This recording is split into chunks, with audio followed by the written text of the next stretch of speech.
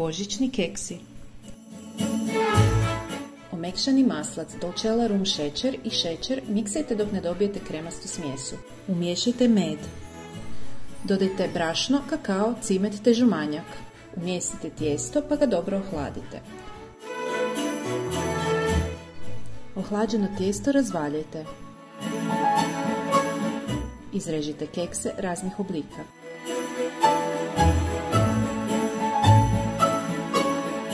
Pecite 12 do 15 minuta na 180 stupnjeva.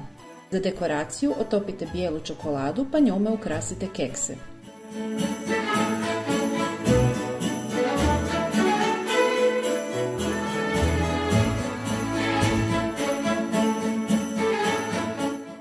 Kekse složite u prikladnu staklenku i darujte.